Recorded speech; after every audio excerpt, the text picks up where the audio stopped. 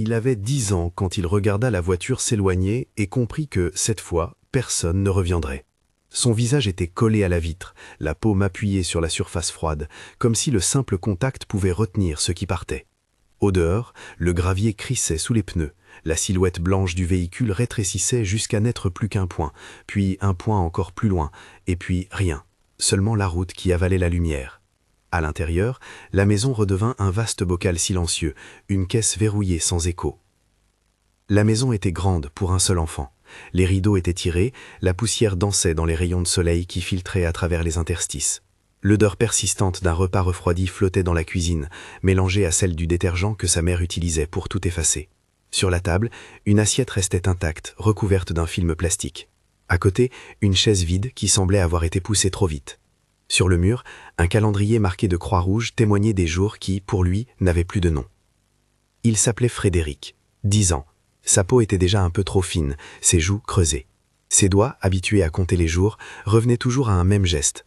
Tracer, encore et encore, la même voiture sur une feuille froissée. Il ne savait plus si c'était pour se souvenir ou pour conjurer la disparition. Ses dessins étaient devenus un rituel. Chaque nuit, avant de s'endormir, il ajoutait un détail. Le soir du départ, il avait dessiné la porte qui se ferme, la main de sa mère qui tourne la clé, la route qui mange la maison. Les flashs revenaient en éclats trop courts pour tout contenir. Des images déroulées comme des déchirures. La mère, Soraya, qui parlait peu, dont les phrases semblaient toujours peser, comme si chaque mot était une facture à régler. La fille aînée, Clara, qui rangeait son monde loin du petit garçon, présentant l'indifférence comme une armure. L'homme qui se faisait appeler Pierre, rond de colère et d'exigence, que l'on entendait éclater au détour d'un repas, dont la voix restait gravée dans son corps comme une menace. Il y eut des gestes, pas spectaculaires, mais constants dans leur cruauté. Une main qui redirigeait la pièce qu'il aimait, des interdits posés comme des frontières invisibles, le retrait des rires, des regards qui évitaient le sien. Les punitions étaient pratiques, assignation, tâches ménagères, l'exclusion à table. Il avait appris à se faire minuscule. Il n'avait jamais été à l'école. Les adultes invoquaient des arrangements, des raisons particulières.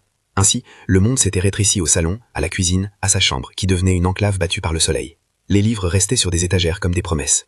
Quand la soif et la faim se faisaient trop précises, il descendait au sous-sol où l'eau de pluie, récupérée dans un seau, rendait l'illusion de subsistance. Le seau était devenu son point d'eau, son petit puits clandestin.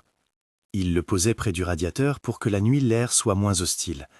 Boire cette eau était à la fois honteux et salvateur. Honteux parce qu'il savait que cette réserve n'était pas faite pour lui, salvateur parce qu'elle avait prolongé ses jours assez longtemps pour qu'une main étrangère le remarque. Il n'avait jamais vraiment compris les motifs des adultes. Parfois, des mots s'échappaient de conversations d'adultes qu'il surprenait derrière une porte entr'ouverte. Papier, héritage, titre, des mots qui n'avaient pas la chaleur des autres mots. D'autres fois, des rires secs, des allusions qu'il pressentait sans pouvoir traduire. Il s'attachait aux objets qui lui restaient. Une photo recadrée où il apparaissait, bébé, entre deux visages plus flous qu'aimés. Une médaille rouillée qu'il gardait dans une boîte. Des dessins qu'il accumulait comme des talismans. Les jours se succédaient sans cadence. Il avait arrêté de compter précisément à partir du 4e. Le 5e matin, il se rappelait seulement qu'il avait levé la tête, surpris par un vertige, et que la fenêtre lui avait paru soudain un écran vers un univers inconnu. Les rideaux ne bougeaient pas, la rue était calme. C'était comme si la ville, indifférente au drame minuscule, continuait sa course sans remarquer que, dans une maison, un enfant vivait à la surface d'un fil. Il s'agrippait aux petites choses. Les derniers sont familiers, la friction du papier, le tic d'une horloge, le cri d'une corne de camion qui passait sur l'avenue. Il essayait de mémoriser le modèle des voitures qui descendaient la rue, comme si la reconnaissance sonnait comme un espoir. La solitude a des textures. Parfois, dans l'après-midi, une sorte de chaleur envahissait la maison, la chaleur de l'abandon, et il passait des heures à effleurer les poignées des portes, essayant, par un geste répétitif, de comprendre si une serrure pouvait céder à la persévérance d'un doigt maigre. Il n'osait pas forcer. Il avait appris que les gestes brusques pouvaient susciter des retours punitifs toujours potentiels.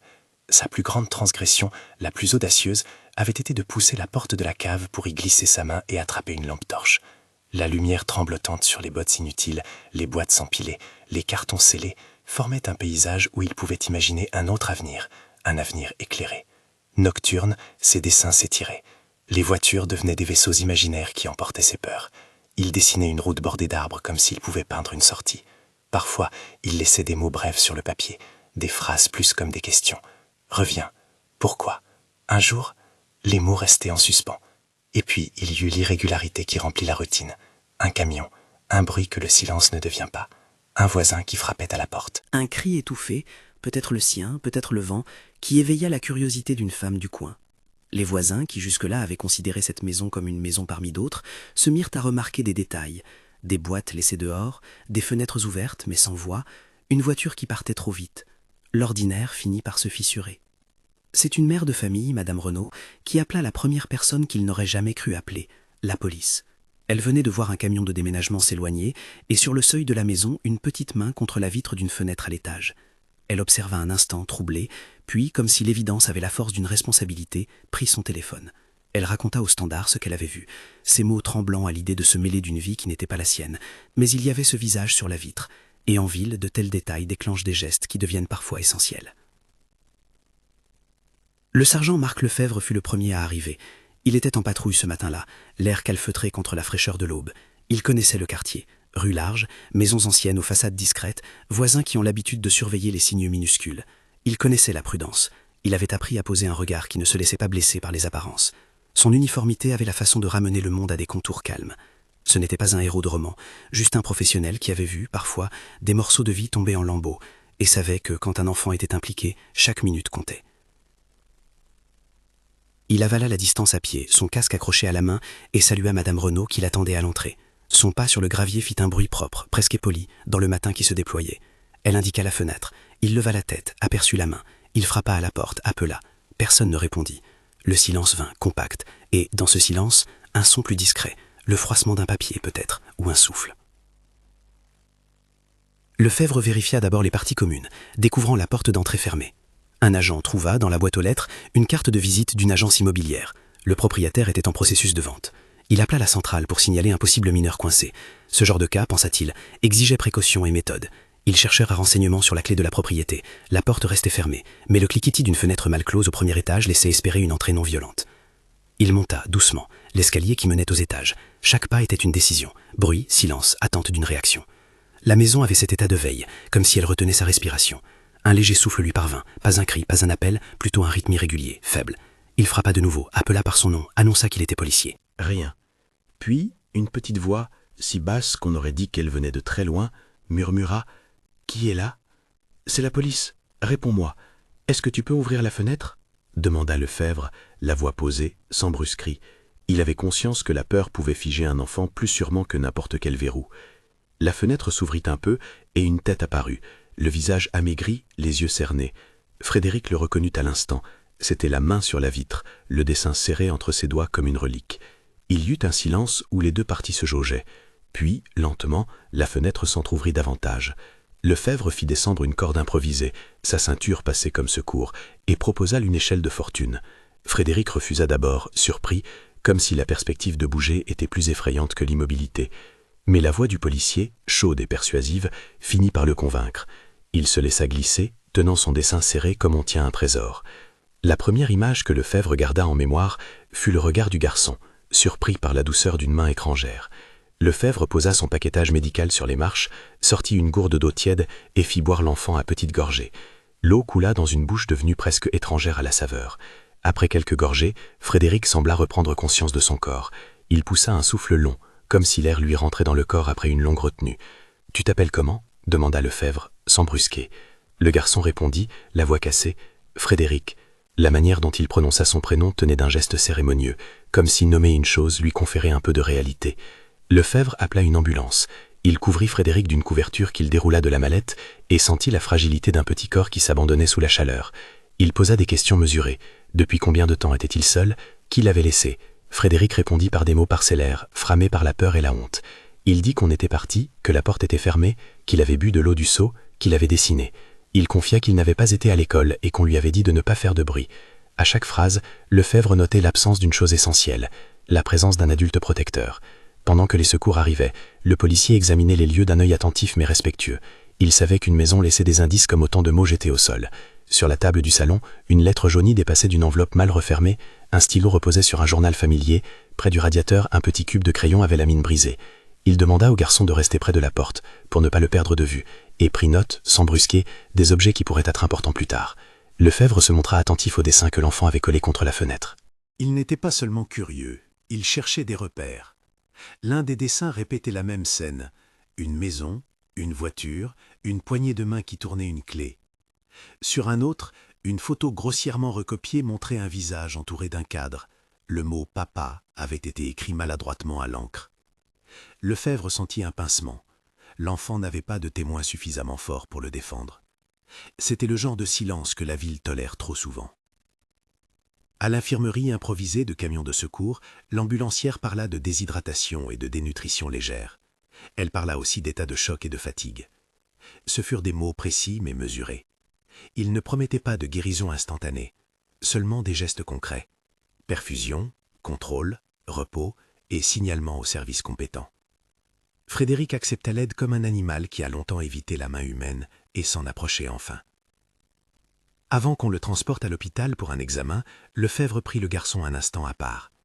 La rue était devenue une scène animée. Voisins curieux, un camion de déménagement qui restait sur le trottoir, des techniciens qui prenaient des notes. Lefebvre n'aimait pas les regards de curiosité qui transformaient la détresse en spectacle. Il pencha la tête vers Frédéric, baissa la voix. « Est-ce que tu as quelqu'un qui prendrait soin de toi ?» demanda-t-il, direct, mais avec douceur. Frédéric hocha la tête, une hésitation lourde. Soraya, et Pierre, et Clara. Les trois noms résonnèrent comme des bornes dans l'histoire familiale. Soraya, la mère froide, Pierre, l'homme dont la voix prenait trop de place, Clara, l'ado qui avait choisi la distance. Lefebvre nota les noms. Il avait appris que les prénoms étaient souvent la clé pour ouvrir des dossiers, pour retrouver des traces. Mais les dossiers peuvent être compliqués. Des gens peuvent disparaître derrière des conventions sociales, des mensonges, des faux papiers. Il sentit, sans savoir encore pourquoi, qu'il tenait une extrémité d'un fil qui promettait d'en mêler beaucoup d'autres. Pendant que l'ambulance s'éloignait, Lefebvre retourna à la maison, muni d'une autorisation sommaire pour inspecter les lieux en présence de l'agent en charge du dossier. Les voisins parlaient à voix basse, échangeaient des hypothèses. Peut-être un malentendu, peut-être juste une dispute, mais on n'abandonne pas un enfant. La rue semblait retrouver son rythme normal en surface, mais au cœur de la maison, quelque chose avait cassé. Lefebvre rentra de nouveau, désormais en mode enquête douce. Il n'avait pas l'intention, dans ce moment, de se substituer aux institutions. Il savait que l'enchaînement des procédures suivrait son cours. Mais comme souvent, les premières heures étaient celles où l'on trouvait les indices les plus féconds. Un courrier mal classé, une photo bâchée, une date sur un papier. Il déplaça les objets avec précaution, laissant les choses à leur place, respirant l'air comme on lit un livre. La pièce au plancher grinçait sous ses pas.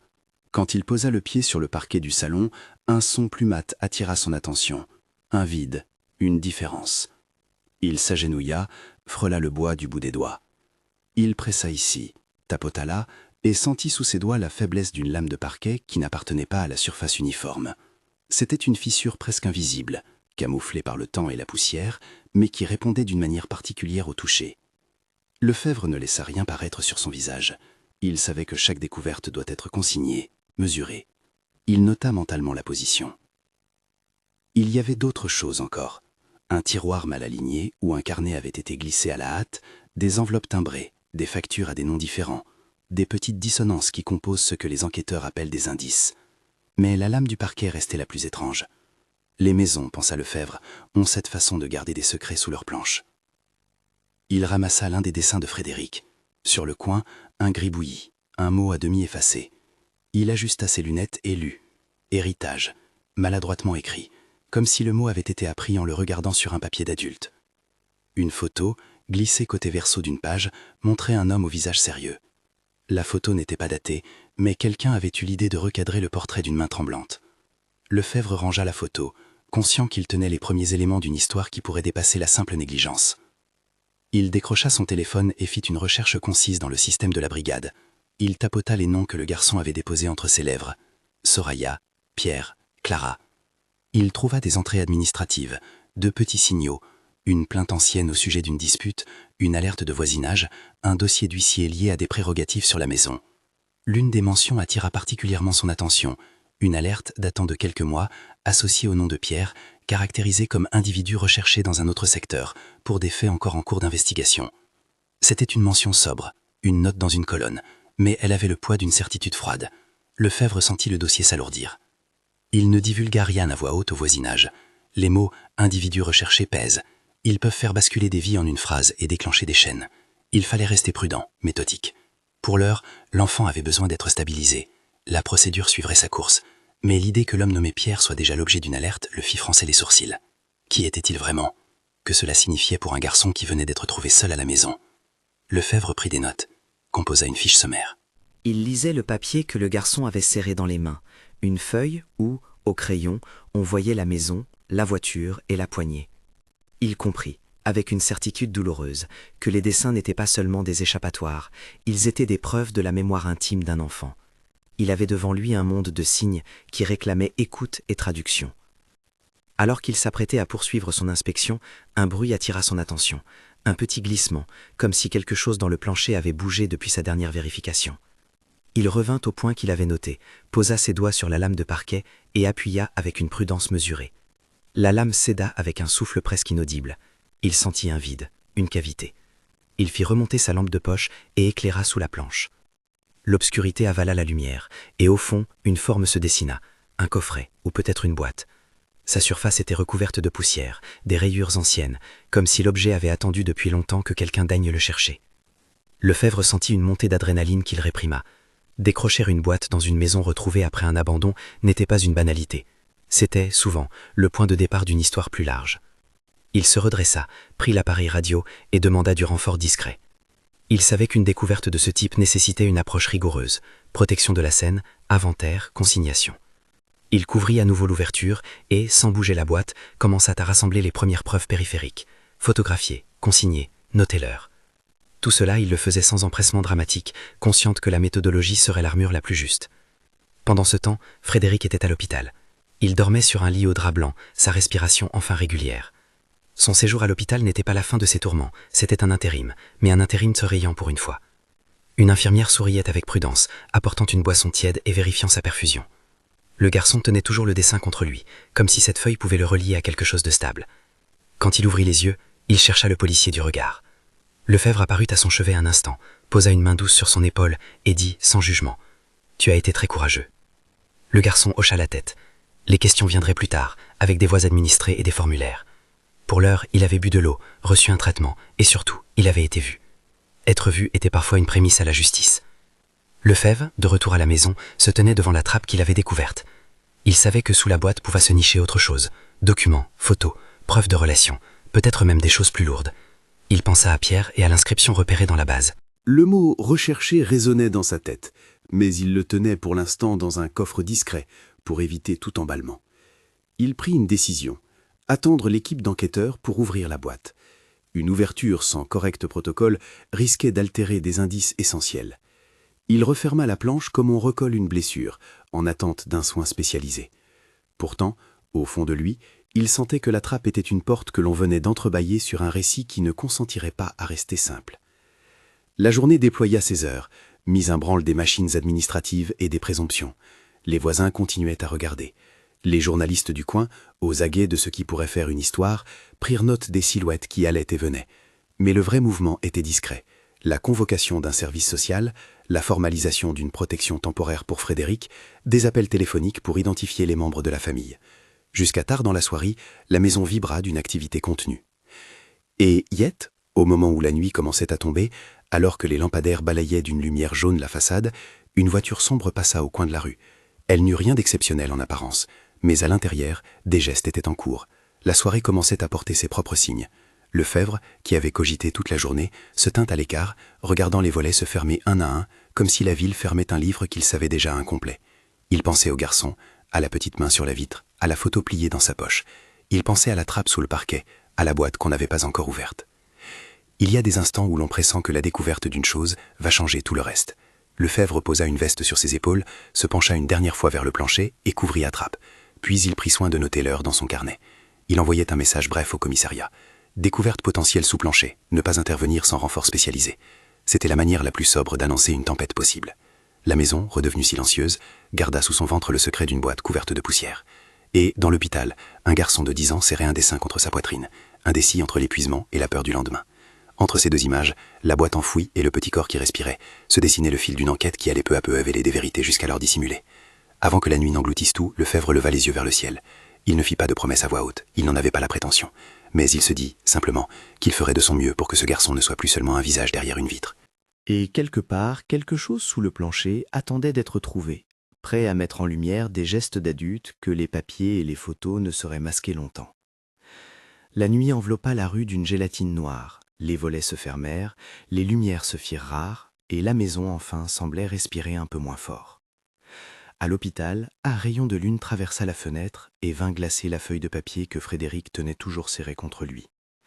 Il dormit un peu entre des rêves fragmentaires où la voiture revenait et des réveils où la main contre la vitre était vide. Dehors, la ville murmurait.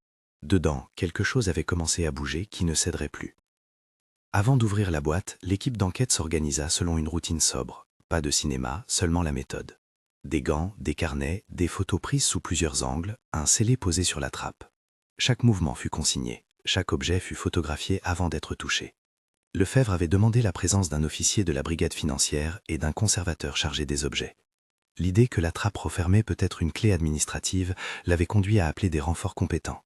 On tarda peu, la nuit était courte pour ceux qui savaient que le temps pouvait effacer des indices. Quand la boîte fut enfin tirée hors de son nid de poussière, la scène fit taire les voix. Elle était lourde, polie, l'arête couverte d'une couche fine de cendres domestiques. Le couvercle céda avec un petit bruit de succion, comme un souvenir qui se dépliait. À l'intérieur, des liasses de papier furent d'abord découvertes. Un carnet à relure usée, des enveloppes cachetées, un dossier épais retenu par un élastique, et sous une couche de tissu, un écrin au cuir craquelé qui contenait des objets. Quelques bijoux modestes, une montre au boîtier gravé, une médaille dont la gravure avait été usée par le temps. Lefebvre se rapprocha, sans l'hâte du dramatique, mais avec l'intensité concentrée de celui qui comprend qu'il tient un fil capable de dénouer un mensonge. Le carnet était un journal, écrit à la main avec une écriture soignée et parfois tremblante. Les premières pages parlaient d'achats, de travaux, d'une succession mal ordonnée. Plus loin, des paragraphes nommaient une personne, mon petit-fils Frédéric. Une ligne, puis 2 mots écrits comme si l'auteur voulait se garantir contre l'oubli, propriétaire légitime. Une autre feuille contenait des copies, photocopies anciennes, d'un acte de naissance et d'un livret de famille distinctif. Des papiers officiels qui, par leur présence, rendaient probable l'idée que la maison n'avait pas toujours été aux mains de ceux qui l'occupaient récemment. Le dossier comportait aussi des coupures de journaux, des relevés bancaires à noter, des lettres signées d'un nom différent. Sur l'une d'elles, une signature maladroite mais consistante permettrait, plus tard, d'établir une comparaison avec d'autres documents. Dans une enveloppe scellée, des photos. Elle montrait une maison aux mêmes fenêtres, mais l'air y était différent. Des fleurs, des rires, et, au centre d'une image, un bébé dans les bras d'une femme dont le sourire paraissait plus authentique que celui que la mémoire gardait. Au verso de l'une d'elles, une inscription à l'encre, pour Frédéric, si un jour la vie le ramène ici. Le message, simple, fit comme une petite flamme dans la nuit. Lefebvre, sans élever d'un voix, fit l'inventaire. Les croquis du journal mentionnaient un notaire, un testament verbal, des problèmes de reconnaissance de paternité, des ventes suspectes d'objets d'art autrefois remis entre des mains anonymes. Parmi les relevés, des mouvements bancaires illisibles, des comptes ouverts sous des noms d'emprunt, des virements, et surtout une référence directe à un acte notarié identifiant un héritier légitime au nom de Frédéric. Les documents n'étaient pas parfaits, certains étaient déchirés, d'autres pliés, mais leur accumulation formait un faisceau. Ici, une photo, là, un reçu montrant la vente d'un meuble ancien, ailleurs, un témoignage griffonné d'un voisin attestant d'un départ précipité. L'agent financier qui avait rejoint l'équipe prit le relais, composant des numéros, demandant des copies, mettant en veilleuse une cartographie des comptes liés à la maison. Il y a des traces qui remontent loin, dit-il à voix basse, des transferts vers des comptes écrans. Et ce nom, Pierre, apparaît sur des achats importants, mobilier, travaux, avec des dates qui collent aux absences. Il nota, sans dramatiser, que l'hypothèse d'une usurpation d'identité et d'une spoliation patrimoniale était plausible. Les pièces se rangeaient d'elles-mêmes dans un récit. Quelqu'un avait profité d'une vulnérabilité pour prendre position. Pour l'enfant, la découverte et l'analyse allaient se traduire par une protection concrète. Au commissariat, le dossier fut monté, les mesures provisoires demandées. Le procureur fut informé, la maison fut immédiatement placée sous scellé partiel. Personne ne pourrait y toucher sans autorisation. Une procédure de séquestre fut engagée pour préserver les biens. Lefebvre, malgré son attachement naissant, eut soin de répéter qu'il ne voulait pas que la propriété devienne le prétexte d'un geste personnel. Ces biens ne doivent pas être dispersés, ils seront confiés à la justice. Au matin, la nouvelle que Pierre était fiché comme individu recherché prit une autre épaisseur. Lefebvre et son équipe multiplièrent les vérifications informatiques, base de données policières, rapport d'Interpol pour les cas transfrontaliers, d'où ce qui pouvait fournir une piste. La mention n'était pas un drame instantané, c'était une alarme. Le nom de Pierre revenait dans un dossier lié à des fraudes, à des transactions douteuses et à des enquêtes en cours dans une autre région. S'il était l'homme qui vivait dans cette maison, sous un nom usurpé, cela expliquerait tant de choses. Les comptes non réguliers, les démarches de paperasserie éclipsées, la précipitation du départ. La première piste sérieuse vint d'une caméra de vidéosurveillance de la rue principale. Elle avait enregistré le véhicule la semaine précédente. Une silhouette masculine, la démarche reconnaissable, montant à bord d'une voiture aux plaques partiellement masquées.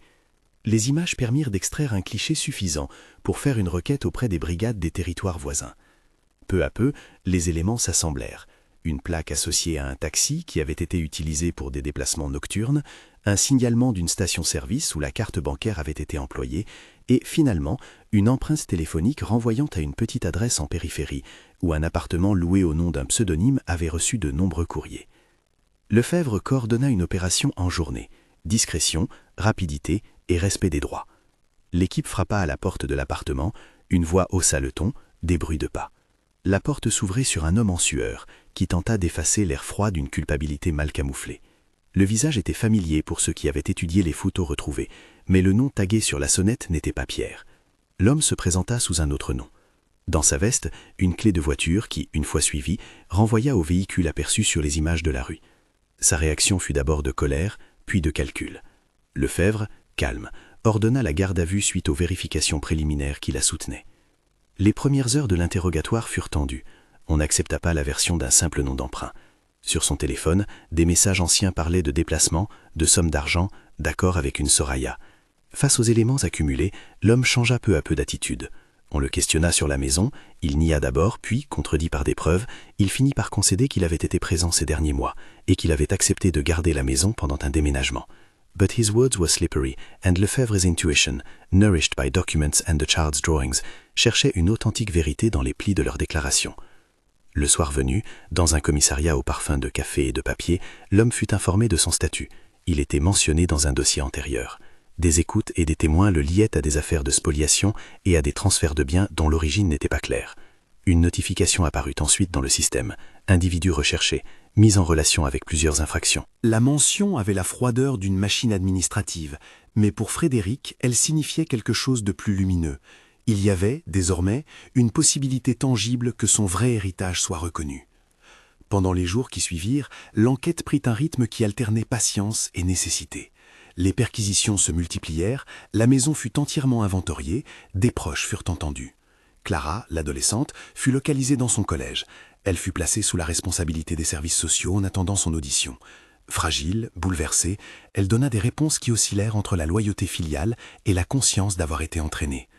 On comprit que son indifférence n'était pas simple cruauté, mais aussi une mécanique d'autoprotection. Les psychologues parlaient d'un mécanisme fréquent, l'ado qui s'arme contre la fragilité pour avoir l'illusion de maîtrise. Pour elle, la procédure fut moins punitive que salvatrice, une prise en charge destinée à lui offrir un chemin autre que celui qu'elle avait suivi jusqu'ici.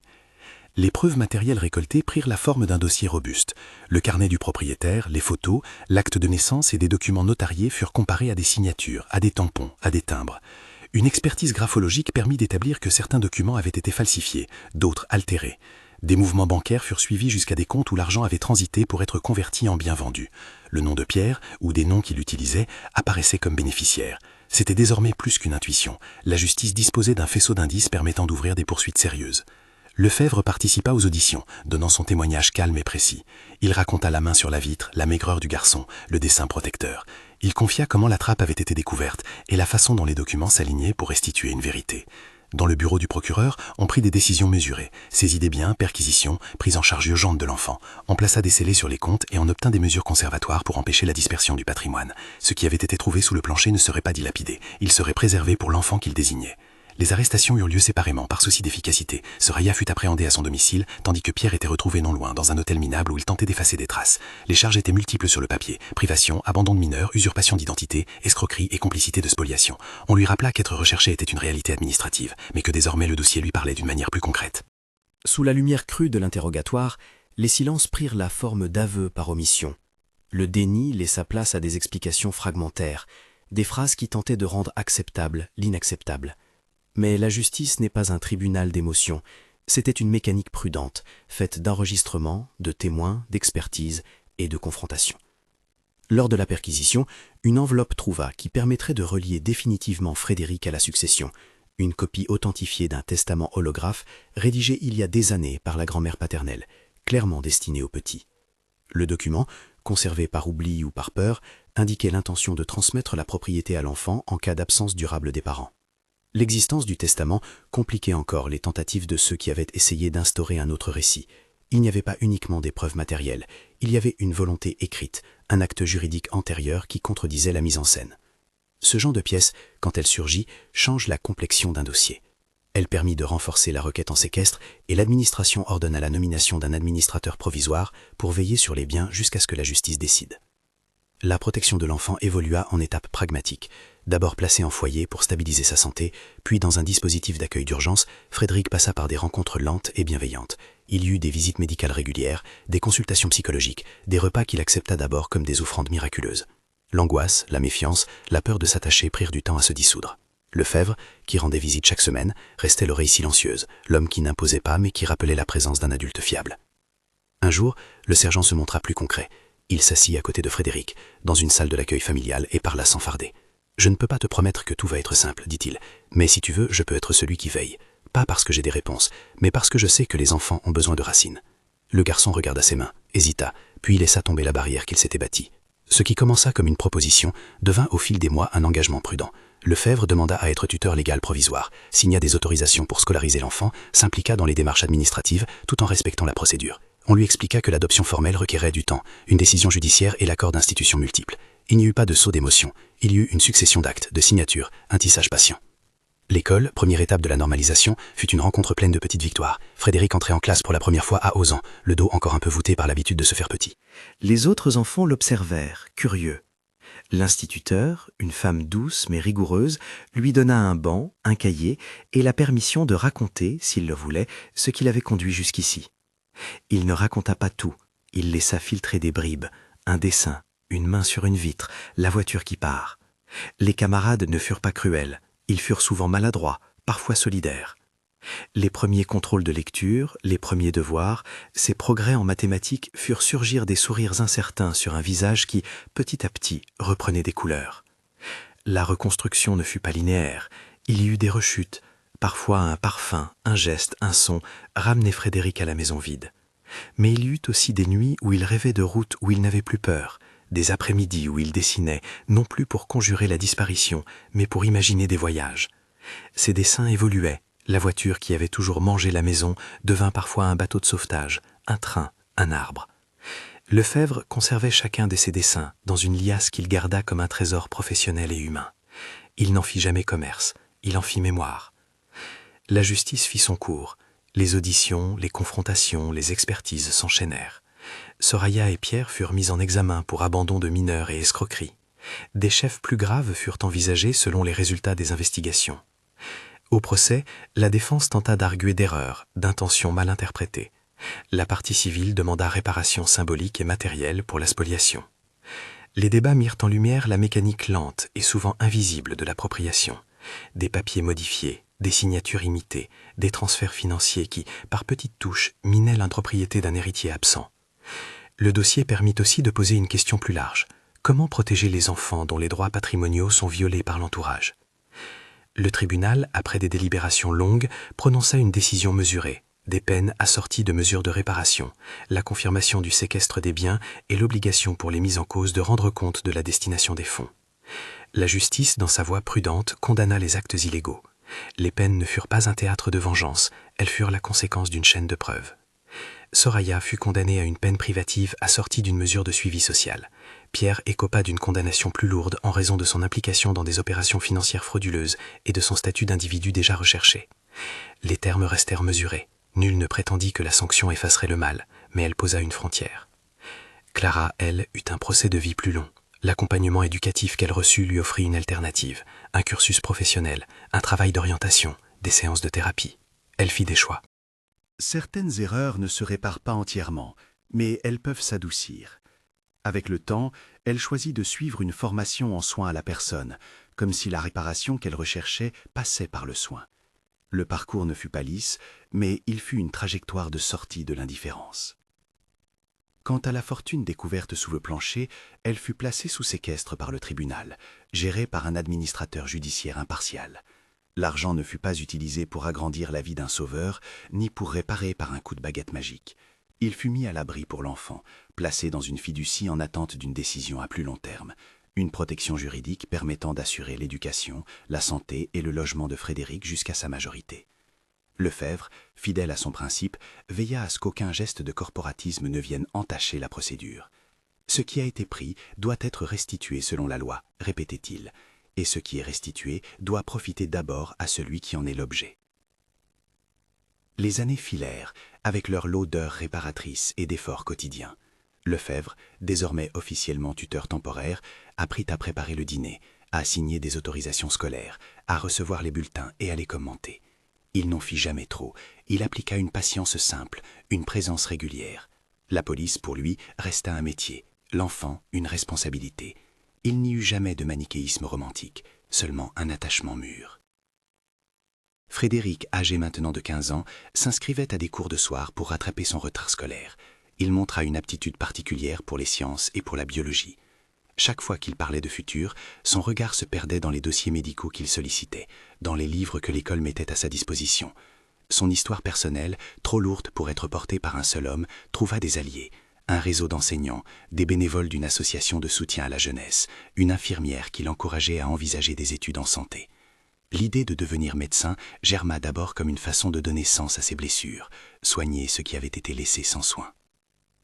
Les années qui suivirent accentuèrent les transformations, les études, les réussites, les échecs, les nuits de travail, les bourses obtenues, le soutien des services sociaux convertis en appui concret. Quand la majorité arriva, la fiducie qui avait abrité ses biens fut transformée en accès progressif, sous condition d'études et de gestion accompagnée. Il n'y eut pas de miracle financier qui effaça la misère passée. Il y eut une stabilité, une sécurité qui permit les choix.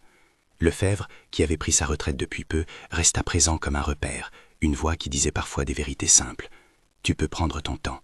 Ce qui compte, c'est que tu ne sois plus seul. Le petit carnet de dessin qu'il avait serré à la main devint un trésor mis dans une boîte de métal, conservé au cabinet du tuteur, puis offerte à Frédéric à ses 18 ans. Le garçon, devenu jeune homme, feuilleta ses feuilles, retrouva ses routes et ses voitures transformées en navires. Il sourit d'un air timide. Il accepta ensuite de raconter son histoire devant une assemblée d'étudiants en sciences sociales, non pour se mettre en avant, mais pour dire quelque chose qui lui paraissait essentiel. Quand un enfant est vu, sa vie peut changer de trajectoire. Lefebvre assista, discrètement fier, à la remise d'un diplôme universitaire. Frédéric, le visage plus entier, la voix claire, prononça ces quelques mots dans l'amphithéâtre. « Je n'ai pas choisi le passé, mais j'ai choisi ce que j'en fais aujourd'hui. » La salle applaudit. Ce ne fut pas un couronnement, mais une étape, une victoire sur des années de solitude. Il acheva ses études et poursuivit ensuite une formation plus spécialisée. Au fil du temps, il entra dans le monde hospitalier, d'abord comme interne, puis, avec persévérance, comme médecin. Pendant ce temps, la question de la responsabilité sociale prit corps dans la ville. Le dossier avait réveillé des consciences, voisins plus attentifs, procédures de signalement améliorées, formation pour les agents municipaux chargés du suivi des familles. Des associations se créèrent autour d'une idée simple, repérer tôt, protéger vite. La justice, pour sa part, continua à ajuster ses dispositifs, en créa des cellules interdisciplinaires pour traiter les cas complexes mêlant spoliation patrimoniale et maltraitance. Clara, après des années de suivi, travailla dans une structure d'accompagnement pour jeunes en difficulté. Son choix n'effaça pas le passé, mais il permit une réparation. Elle apprit que prendre soin des autres pouvait être une manière de se soigner soi-même. La fortune mise au séquestre finit par être placée dans un fonds d'éducation géré par un comité neutre, dont l'objectif était la scolarisation, la formation et le soutien psychologique de Frédéric. Ni Lefebvre, ni personne de la famille d'accueil ne put en jouir autrement que par l'amélioration des conditions du jeune. Les comptes furent audités et chaque geste suivi. C'était, au fond, la manifestation d'une règle, restituée sans exploiter. Il y eut des moments où Frédéric pensa encore à la voiture qui avalait la rue, d'autres où il pensa à la main de sa mère, à l'absence. Mais au fil des années, ces images s'inscrivaient différemment dans sa mémoire. Elles devinrent des points de repère, non des prisons. Le dessin qu'il avait serré resta toujours à portée.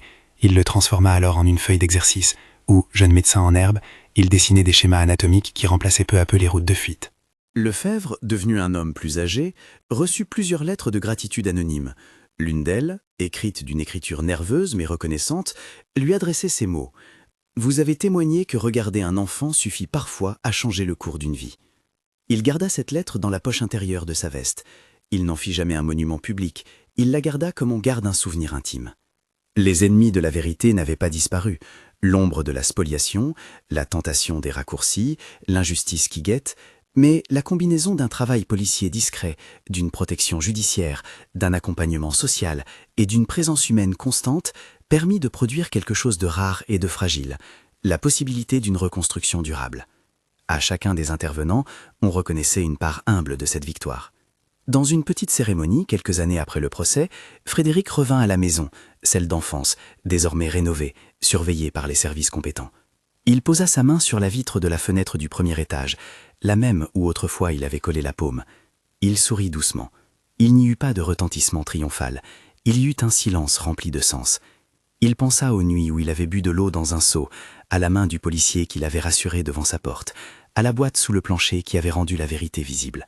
Il pensa à ceux qui avaient cru en lui, des inconnus, des fonctionnaires, des voisins, et cet homme en uniforme qui n'avait pas cherché à être un héros, mais qui avait fait son devoir avec humanité. Le sergent Lefebvre assista à cette scène avec une émotion retenue. Il avait vieilli, ses cheveux avaient blanchi aux tempes. Il ne s'attribuait jamais le mérite total. Pour lui, la véritable reconnaissance fut le rire, parfois maladroit, parfois franc, qui naissait sur le visage du jeune homme devenu médecin. Il sut, avec la simplicité d'une expérience humaine partagée, que la justice avait bien fait son office. Les coupables avaient été jugés, les biens protégés, l'enfant soutenu. Ce n'était pas la fin des histoires de douleur, mais c'était la preuve que des institutions et des personnes pouvaient, ensemble, freiner le plus sombre. Il reste une leçon lumineuse en filigrane. La fragilité d'un enfant est un signal que la société doit entendre. La main qui appelle à la fenêtre n'est pas une anecdote, c'est un appel réel, et la réponse, quand elle arrive, ne doit pas être éphémère. Elle doit reposer sur des actes, des procédures, des protections, mais aussi sur la chaleur d'une présence humaine. Si cette histoire vous a touché, si elle a éveillé en vous une question ou une envie d'agir, abonnez-vous pour découvrir d'autres récits où la persévérance et la justice se rencontrent.